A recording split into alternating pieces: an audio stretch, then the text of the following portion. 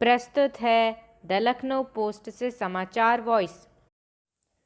चीन की peoples liberation army ने अरुणाचल प्रदेश के ऊपरी सियांग में भारतीय क्षेत्र के भीतर से 17 वर्षीय एक किशोर का अपहरण कर लिया। स्थानीय भाजपा सांसद तापर गाव ने बुधवार को यह जानकारी दी।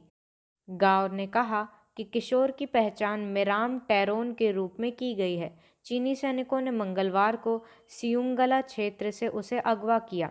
गांव ने लोअर सुबनसिरी जिले के जिला मुख्यालय से बताया कि इस वारदात के समय भागने में सफल रहे टैरोन के दोस्त जानी यायिंग ने अधिकारियों को इस बारे में सूचित किया। ये दोनों किशोर स्थानीय शिकारी हैं और जिदो गांव के रहने वाले हैं। अरुणाचल प्रदेश के सियांग जिले के इस इलाके में चीन ने 2018 में कथित रूप से भारतीय सीमा में 3 से 4 किलोमीटर की सड़क बना ली थी। देश में अब तक कोरोना वायरस के ओमिक्रॉन वेरिएंट के 9,287 मामले सामने आ चुके हैं, जिनमें कल के मुकाबले 3.63% की वृद्धि हो चुकी है। पिछले 24 घंटों के दौरान देश में 3,17,532 नए मामले सामने आए हैं और 491 लोगों की जान गई है, जबकि 2,23,990 लोग इस बीमारी से ठीक हुए हैं। इनमें से सबसे अधिक मामले 43,697 महाराष्ट्र में पाए गए हैं। वहीं कर्नाटक में 40,499 और केरल में 34,217 मामले सामने आए। सक्रिय मामलों की संख्या में 93,051 का इजाफा हुआ है, जिससे सक्रिय मामलों का आंकड़ा बढ़कर 19,24,051 पर पहुंच गया है। दैनिक सकारात्मकता दर बढ़कर 16.41% हो गई है। सुप्रीम कोर्ट ने महाराष्ट्र विधानसभा द्वारा भाजपा के 12 सदस्यों को 1 वर्ष के लिए निलंबित किए जाने के मामले में सुनवाई के दौरान कहा कि सदस्य का निलंबन एक सत्र तक ही हो सकता है।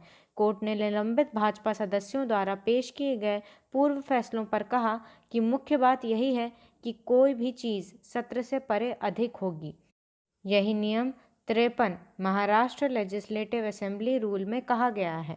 न्यायमूर्ति एम खानविलकर की अध्यक्षता वाली 3 सदस्यीय पीठ ने ये टिप्पणी भाजपा के निलंबित सदस्यों की ओर से पेश वरिष्ठ वकील महेश जेठमलानी द्वारा पूर्व के फैसलों और नियमों का हवाला दिए जाने पर कही।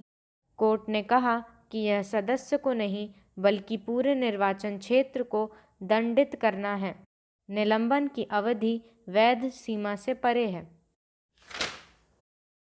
गांव की ज़रूरत के हिसाब से ग्राम विकास योजनाएं तैयार करने और ग्राम पंचायतों को सशक्त बनाने के साथ केंद्र व राज्य की योजनाओं में भ्रष्टाचार अथवा किसी तरह की गड़बड़ी को रोकने के लिए ई पंचायत योजना का विस्तार किया जाएगा।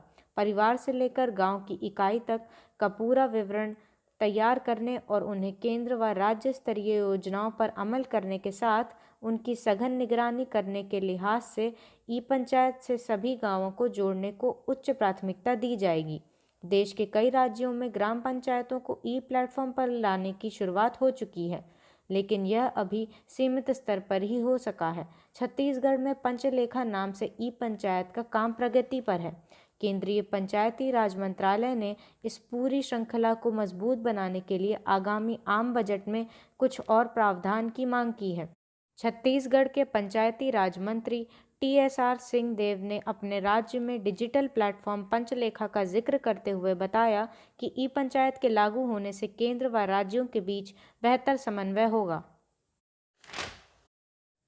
विमानन नियामक DGCA के वरिष्ठ अधिकारियों ने बताया कि 9 जनवरी की सुबह बंगलुरु हवाई अड्डे पर उड़ान भरने के तुरंत बाद इंडिगो के 2 विमानों के बीच हवा में टक्कर के आसार बन गए थे, लेकिन रडार कंट्रोलर की सतर्कता से अनहोनी टल गई।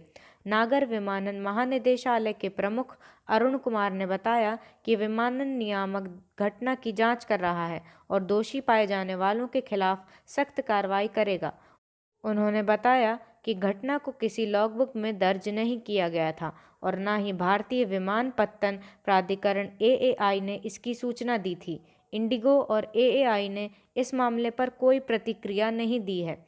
इन दोनों विमानों ने करीब 5 मिनट के अंतराल में बंगलुरु हवाई अड्डे से उड़ान भरी थी। नमस्कार, शुभ रात्रि।